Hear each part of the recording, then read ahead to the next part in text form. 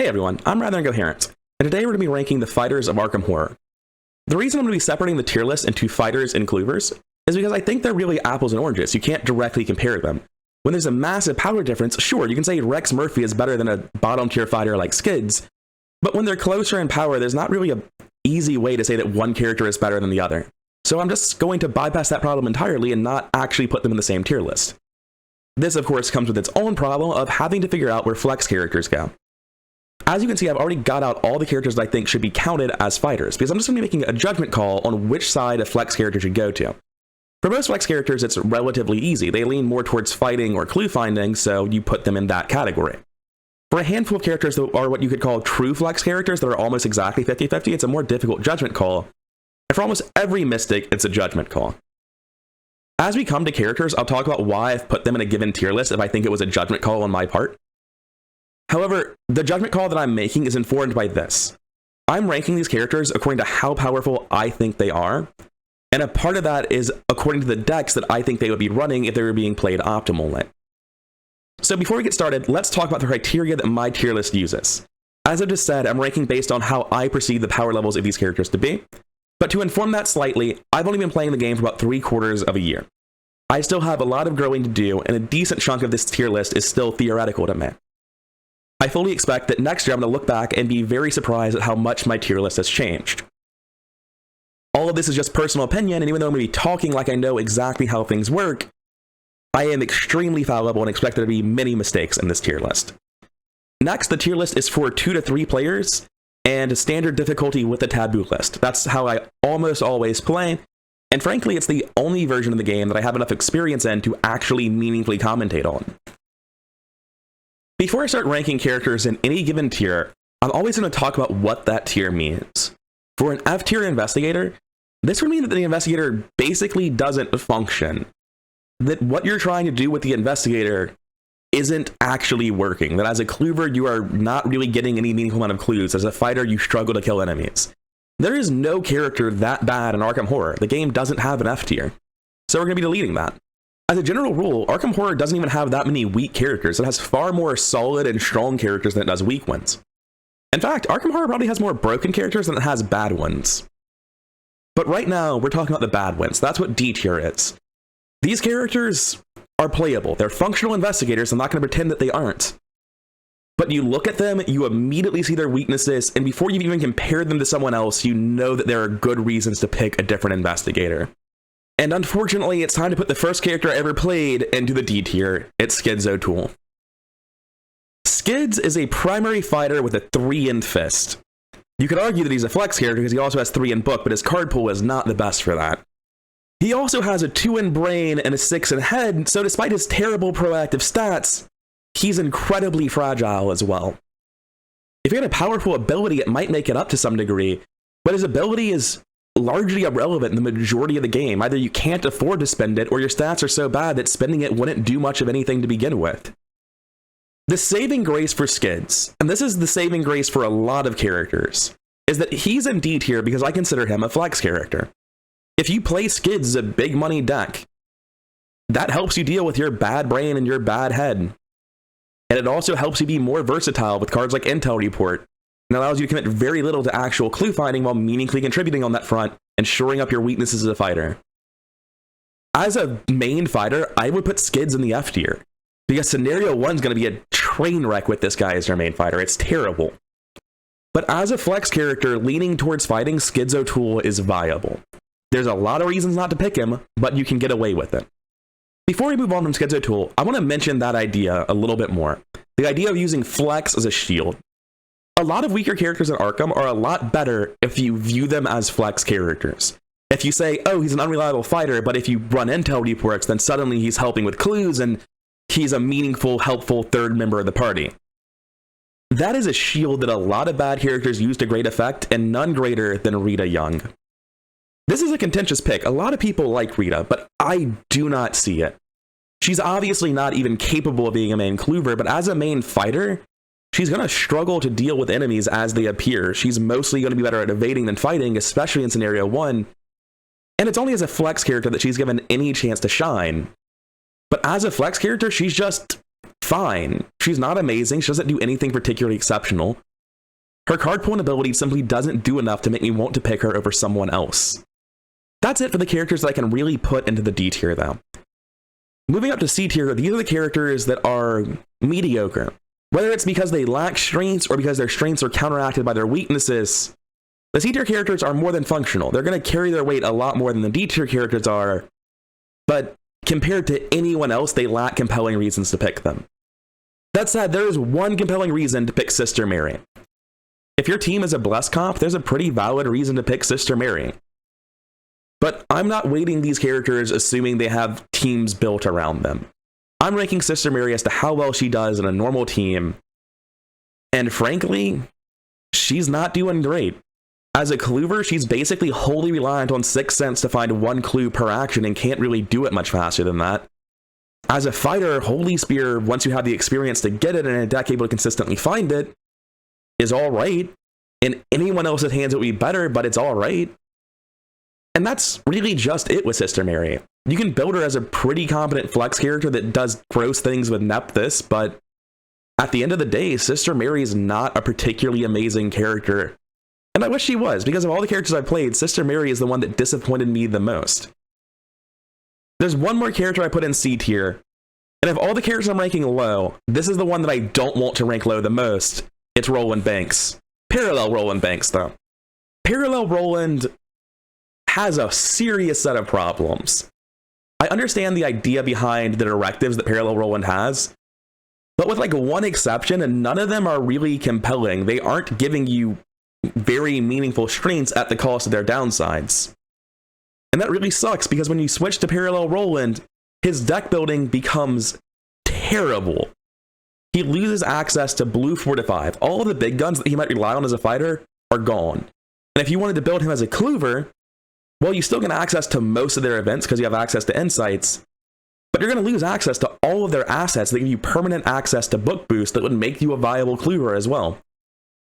Despite the damning condemnation I seem to be giving of Parallel Roland right now, the decks that I playtested for him seem pretty viable. They don't seem strong. I couldn't, in all good faith, put them in B tier.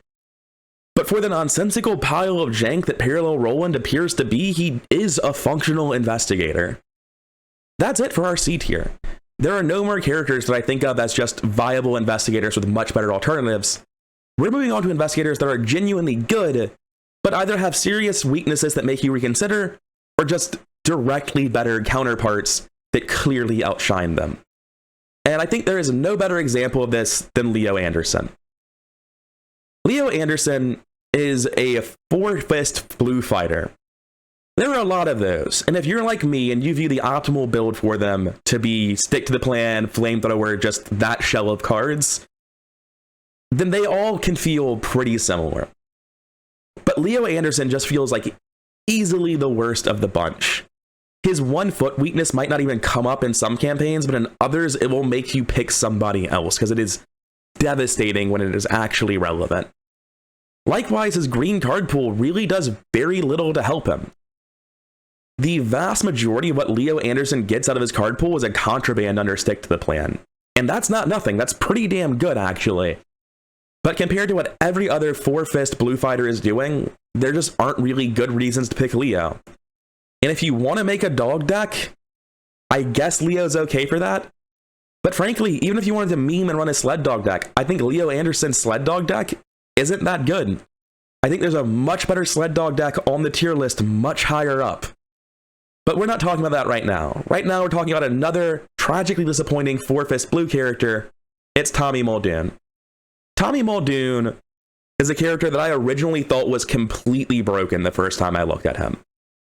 The idea, the fantasy of Tommy Muldoon, of having this swarm of ally assets all leveraging their health as power, and then when they die you get the resources back and you cycle them back into your deck, and then like you can run the 3 experience tarot and blue, whatever it's called, to give them more health and more soak, and you can run Solemn Vow to make all of your teammates essentially invincible.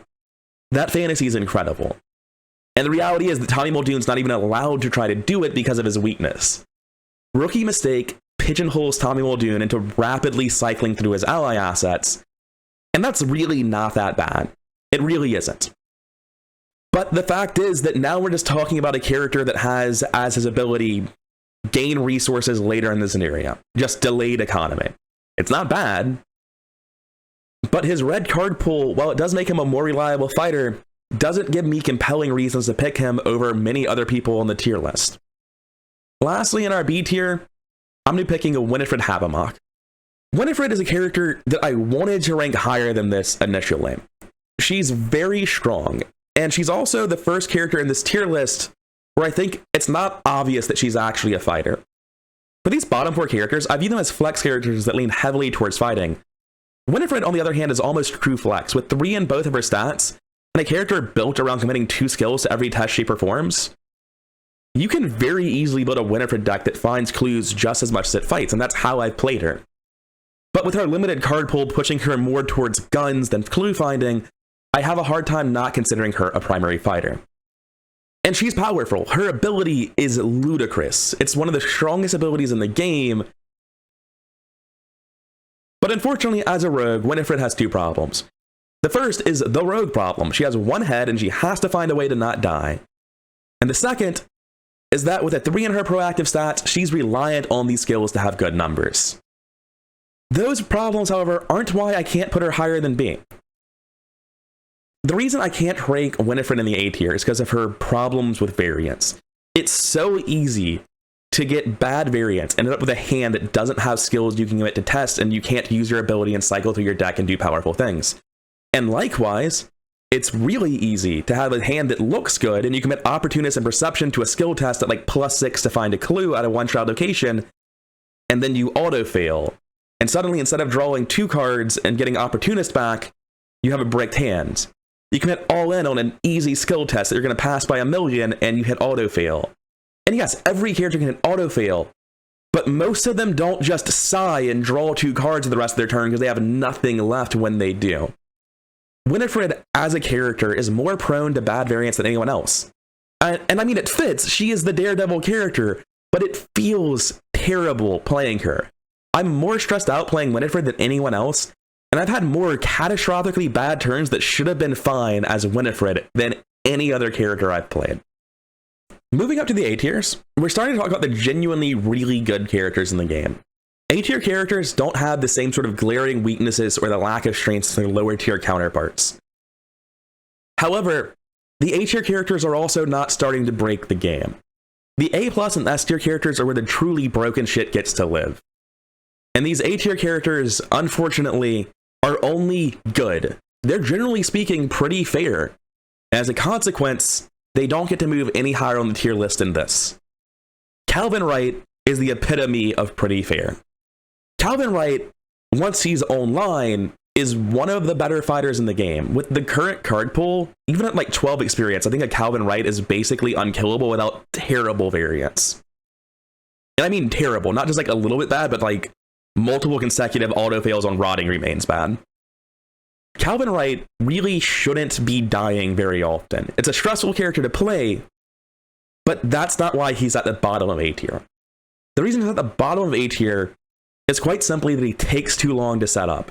He starts with zeros across the board, he has to come online, and sometimes that just means that you're relying on him to be one of your fighters, and he's swinging a meat cleaver at like 3 on turn 3, and that's just not anywhere near good enough.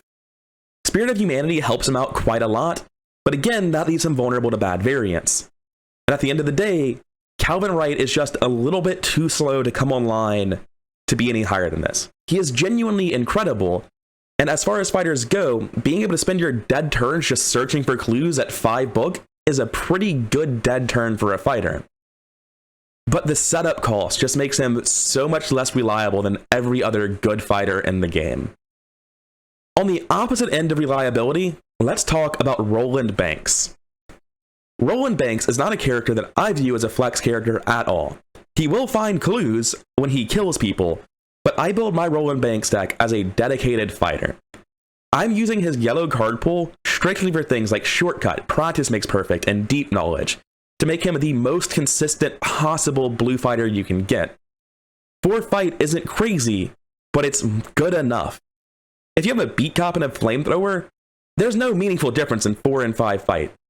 By the midpoint of the campaign, Roland Banks is going to be as good a fighter as you can reasonably need someone to ever be.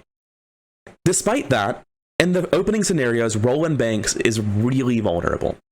That's in part because his Seeker colors really don't help him fight. They help him do whatever he's doing better, and in scenario 1, that's being a 0 experience 4-fist blue fighter with no damage from your second class. And that's a little bit rough. But the bigger thing holding him back is his miserable 5 brain. Combine that with a weakness that if you get really unlucky can just give you a mental trauma, Roland has a glaring issue. However, the vast majority of the time, his weakness is not going to give you a random mental trauma. And frankly, Roland also has access to some of the best horror soak in the game with cards like Brother Xavier and Tetsuo Mori. So yes, he is terrified of horror damage, and that's why he's not moving higher on the tier list. But the raw consistency that Seeker cards give him, combined with his ability to passively find clues just by doing his job, actually lets Roland be a really, really strong fighter. Next up on the tier list, let's talk about Dexter Drake. This is the first time we had to talk about a purple character, so let me briefly talk about mystics and why I think that generally speaking, a mystic would rather be a Cluever than a fighter. As fighters, mystics struggle from 2 core problems. First, they have bad mobility. When it's your job to deal with enemies, whether that's a hunter enemy that spawned far away, an acolyte that spawned somewhere else, or a teammate that wandered away from you and you have to go save them now, you need mobility as a fighter. And purple characters just don't have it. And the second problem is that purple characters deal damage in multiples of 2 or 3 really effectively. But in scenario 0, when you're trying to kill a 3 health enemy as a purple character, it's going to feel terrible.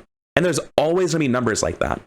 With a fighter using any traditional weaponry, they're usually able to just swing their melee weapon again. If it's a small enemy, they can just punch. But with mystics, unless you have a sword cane, there's really no good way for you to deal 1 damage.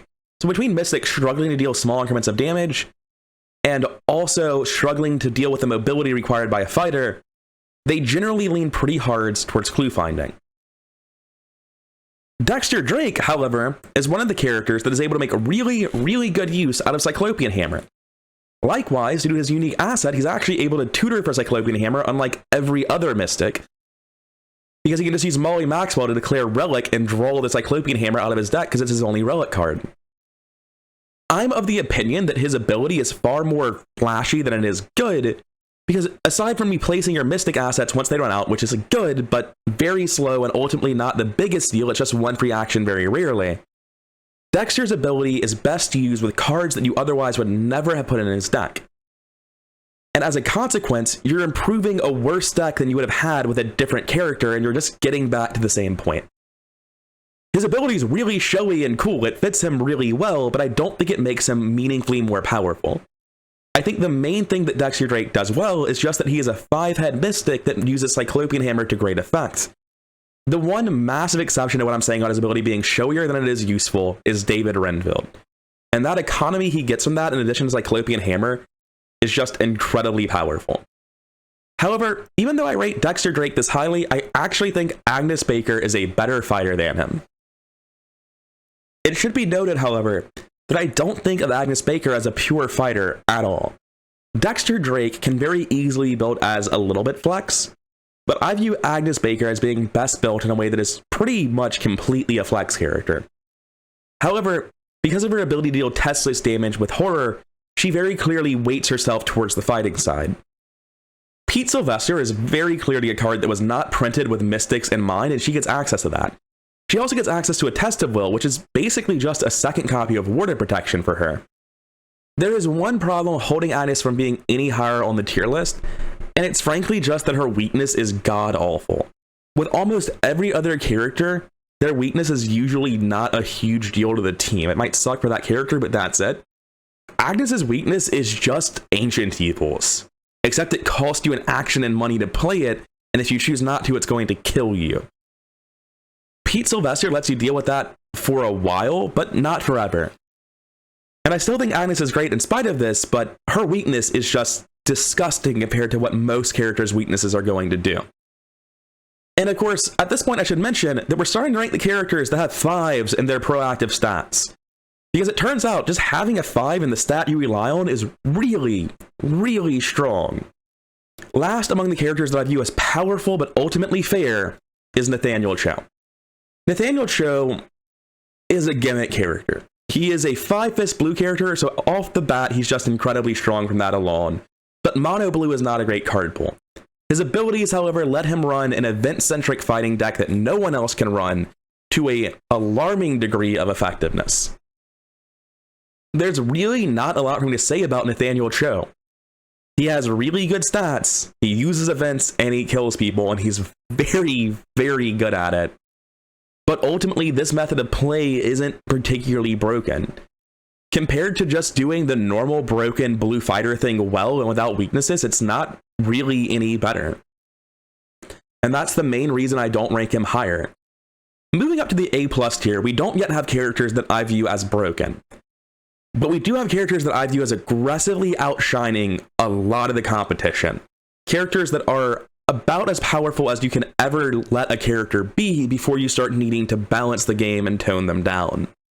And I think a great example of that sort of character is Diana Stanley. I can't put her below A+. What she does is too strong. She just tells the game no, and then she has a stat line of a 6 brain and 3 and everything else. Her unique asset lets her recur cards like Deny Existence and Warded Protection. She basically gets a free Warded Protection in her opening hand. That's a slight oversimplification, but still. And her card pool is exceptional for triggering her gimmick ability. The only reason Diana can't be higher on the tier list is because, frankly, she has setup time. It's the same problem as Calvin. The difference is her utility is much higher than Calvin's. If she's finding clues, it's not even an asset that gets 3 clues at a time in the late game.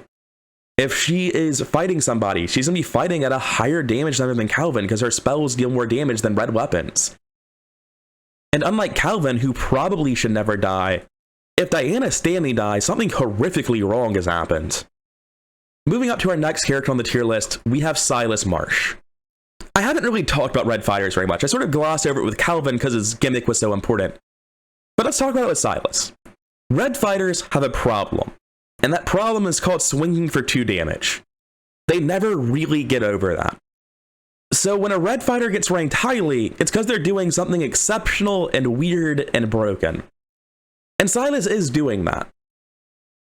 I'd be lying if I didn't say that specifically Unrelenting was a huge part of Silas ranking this high, because it gives him just an ungodly and unfair amount of draw that sort of breaks the game in half. But just as a fighter with the ability to run and recur a large variety of powerful skills, who's able to use a variety of different tricks to get over his bad brain and sanity scores.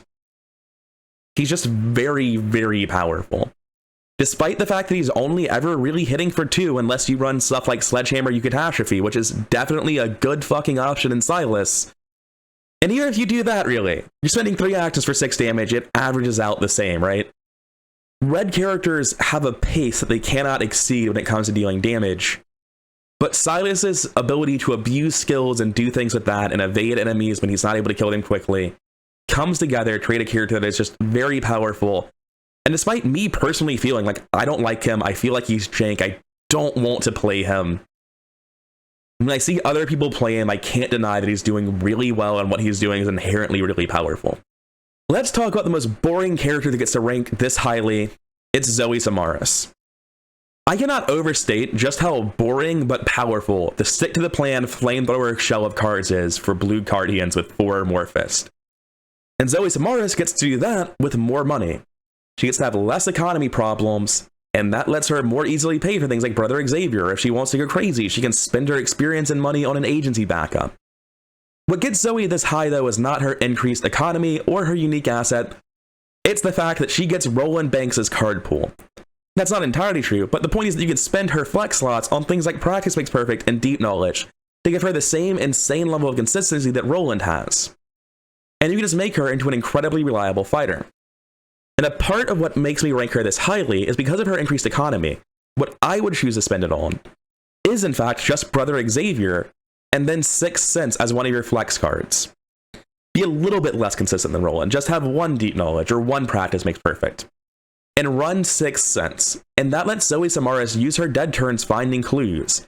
Gives her almost the same level of consistency as Roland Banks and lets her play like a really powerful, versatile investigator that is just doing the blue fighter thing really well. So let's talk about somebody who does the blue fighter thing all wrong.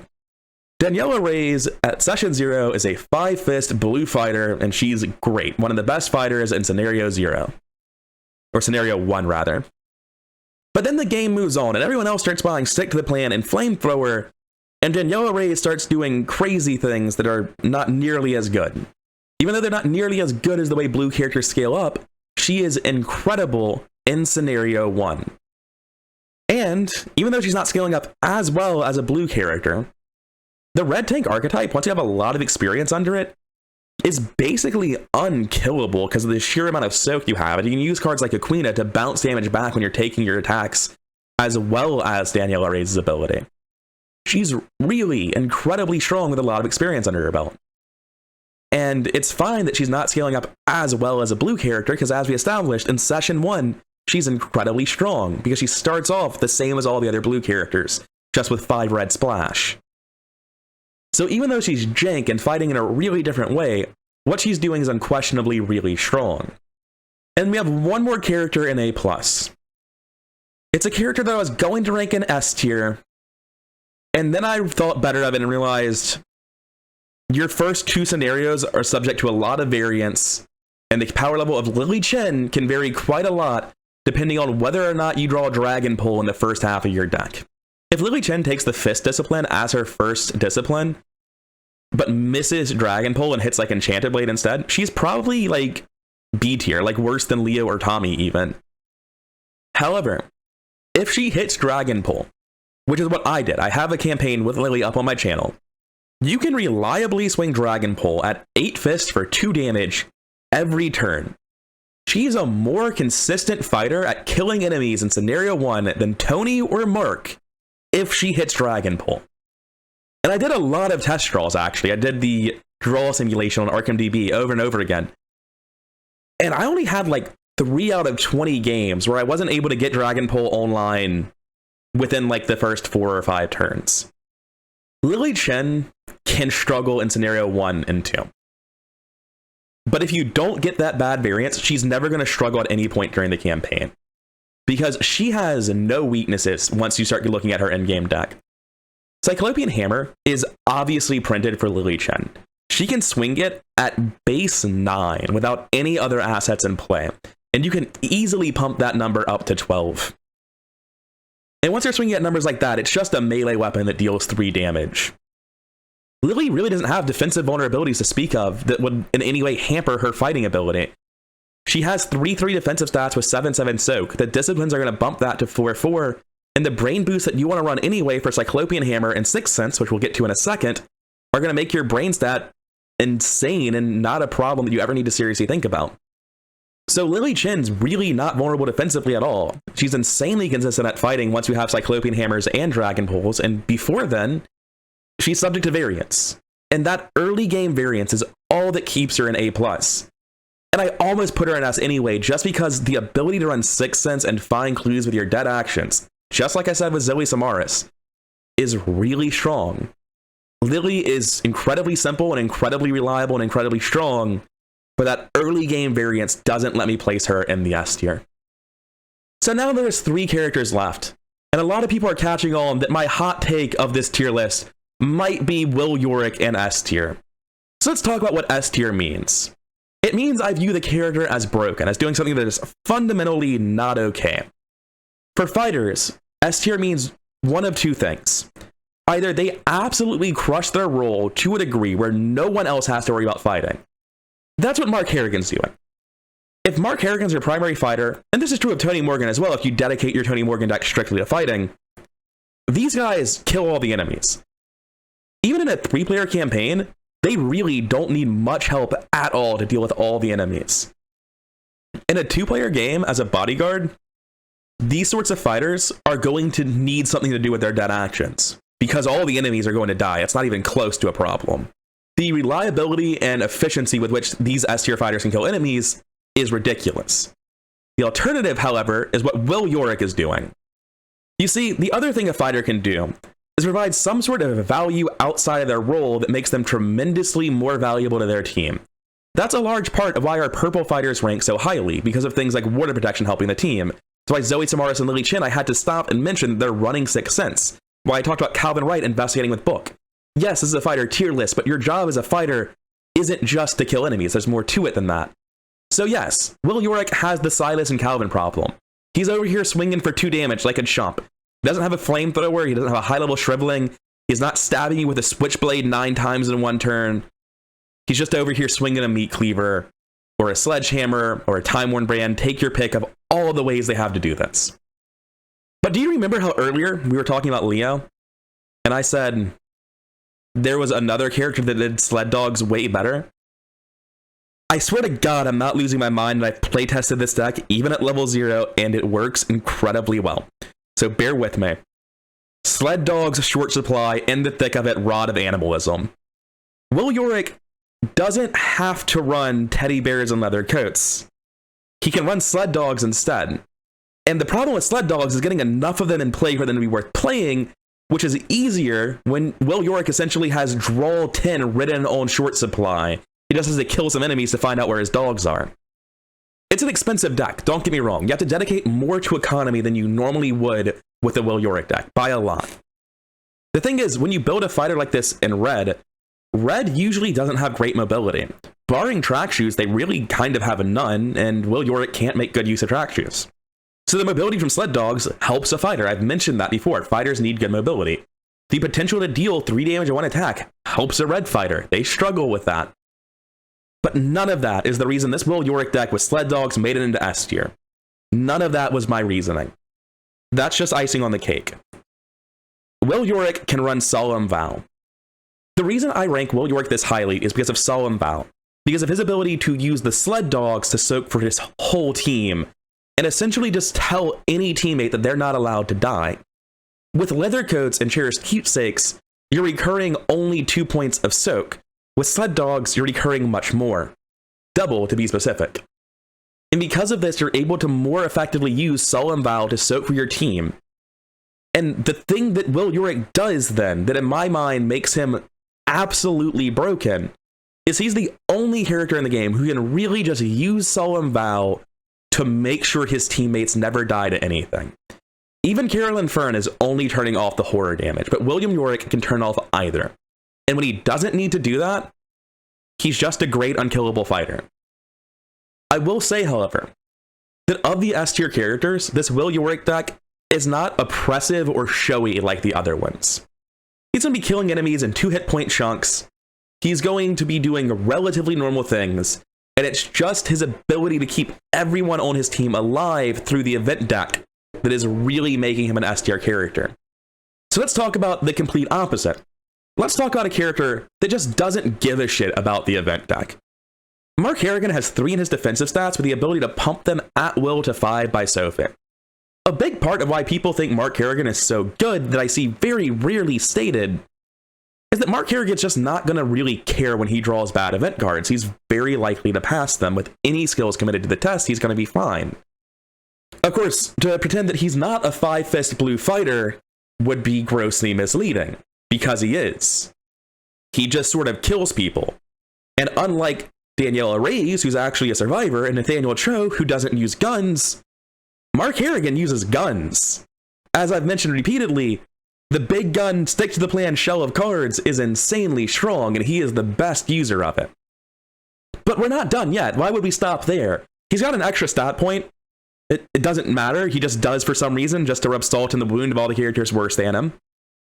His ability isn't just to use Sophie to take a direct damage for a +2 stat boost. He also gets to draw a card once per round just for taking damage, which is something that's going to happen incidentally to anyone, and that he can choose to do to himself with Sophie if he needed to. The only fear for Mark is what if Sophie gets flipped? And that's not a big fear. I've been through 3 campaigns with Mark Harrigan's.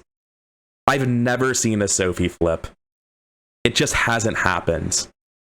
I've seen people terrified it was. Somehow I've actually seen someone die to shell shock without flipping Sophie, but I have never seen somebody flip Sophie. And speaking of shell shock, It only dealt 2 horror that time that it killed a Mark Harrigan. And you know what? That's not that much for a weakness to do. It just really isn't. Mark Harrigan's weakness is honestly not that harsh. It can be scary, just like Sophie, but most of the time it's not doing anything. And as for his card pool, it might look like he's got a weak card pool. It's mostly mono blue. But the cards he gets, they're practice makes perfect and shortcut. They're ludicrously strong cards on Seeker. So yeah, Mark Harrigan has no weakness. And he's just an S tier because he kills enemies really, really well. Which is a sharp contrast to Tony Morgan, who I'm placing above him. Tony Morgan is terrified of the Mythos deck. He's got 2 foot, 2 head, and 5 brain. He's gonna get hit by like all the cards in the Mythos deck, and he's real vulnerable to horror. So how the hell can I rate him this highly? This doesn't really come up in this tier list because I don't talk about green characters very much. I talk about Skids, who's terrible, and I talk about Winifred, who's true flex. I don't really have a chance to dwell on how good big money green characters are. Well Connected says that if you have money, the Mythos deck won't hurt you. And it turns out it's really easy to have money as a green character if that's the thing you want to do. One of Tony's inherent weaknesses is finding his weapons, because he pretty much only has access prepared for the worst. But the big money green deck runs a lot of cards that say gain resources, draw 1 card. They run double, they run black markets. All of this lets you really easily find a weapon. And at the end of the day, a big money Tony Morgan's just reliably not dying to the Mythos deck and reliably finding his weapons. And big money green can just do some really disgusting shit in terms of breaking the action economy with cards like the Black Fan. In scenario 1, when your big money stuff isn't really online yet, Tony Morgan is vulnerable to the Mythos deck. But there are cards you can run to help with that. You've got Lonnie Ritter to help with your horror soak. You've got you handle this one to make sure things don't go too badly. And I think most of all, the reason he still beats Mark Harrigan, I'm gonna get some flack for this, aren't I? Most of all, the reason he still hates Mark Harrigan is because he's a better monster fighter in scenario 1. The extra action he gets from his bounties is just ridiculous. It is so powerful to just be given a free action to fight with. Mark Harrigan might have a better card pool for weapons, but Tony Morgan's card pool is more than good enough to just kill every enemy on the map at level 0. And the real reason that I put Tony Morgan above Mark Harrigan is not because I view him as a strictly better monster killer. I think that's actually debatable and I flip-flop a lot. It's because when I was building my big money Tony Morgan deck, I realized that I had actually played the bad version of it. I played the blue version of it. I thought it was obvious that I should pick Prepared for the Worst, which was a card I actually had never needed to play with big money cards. No, instead, you should pick yellow, because it turns out Deep Knowledge is a really good card. And I'm actually not joking about that. The amount of draw consistency a big money deck with Deep Knowledge has is disgusting. I view Tony Morgan as a flex character, and there are 2 reasons for this. The first is that he's so good at fighting, he's going to end up with dead time. It's just going to happen. That's why Borrowed Time is uniquely good on Tony Morgan, because you can just bank your actions for next turn when there actually is somebody to kill. But eventually you're going to have turns where there's nobody to kill. And if you're running Deep Knowledges and Black Markets and all of these other cards that cycle themselves out like easy marks in your big money deck, you're going to be able to have turns where you start your turn with between 6 and 8 actions depending on what assets you have in play. And you can just drop a Skeleton Key down on a 4, 5, 6 shroud location and take all the clues. Because you'd be investigating at 4-1 with the Black Fan. The raw consistency with which Tony enables the big money deck due to Deep Knowledge, the ability to bank his actions for the turns where he needs to fight, and the ability to unload those actions to get clues if the need to fight never comes up, all just pile up into this like completely extra bullshit that he didn't need to be in the S tier. Without all of that, I would put Mark Harrigan above him. But I can accurately describe Tony Morgan as a flex character that fights almost as well as Mark Harrigan. And that's insane to me. Going through my tier list again, In the bottom and D tier, these characters are the ones that I really didn't view as having any compelling reason to pick them over their alternatives. And that's the vanilla Schizo Tool and Rita Young. They both just have stat lines that do not mesh with their card pools and abilities well enough to create a compelling investigator. In the C tier, we have two characters that are actually really interesting, but don't actually end up being powerful. They're viable, they're functional, but they just aren't strong. They're just too janky. Between their stat lines and their card pools, they don't quite build into a character that's powerful. In our B tier, these characters are just genuinely fine. I would actually describe Winifred Habermock as an A tier character that is so terrified of variance I couldn't put her higher. Coming up to the A tier, we have Calvin Wright, who's just so held down by his startup time. Roland Banks, held down by his weakness to sanity damage. A pair of great mystics that really just struggle with the inherent weaknesses of Mystic. Because at the end of the day, they suck at moving. And Agnes is only kind of okay at dealing 1 damage. It's not always reliable for her. They struggle to deal damage in those chunks as well. And Nathaniel Cho, honestly, could probably have been moved up to A+, and I wouldn't have been mad about it. But something about him just feels a little bit unreliable to me in a way I can't shake, no matter how reliable he shows off in my games. Every time I see it, I'm like, this has to be positive variance. And until I see him in the second campaign, I'm not willing to believe he's reliable enough to be put into A+. In our A+ tier, we have the genuinely incredible characters. They aren't breaking the game, but they are very powerful and can outshine their companions very severely. Diana Stanley's setup time is the only thing holding her out of S tier. The fact that it's very possible to be relying on a Diana Stanley to fight for you, and on turn 2 she's nowhere near ready to fight when you've drawn a victory point enemy, she's just so much more vulnerable to that problem than anyone else on this tier list other than Calvin. But what she's doing is insanely powerful, and frankly, I'm probably putting her too low on the tier list.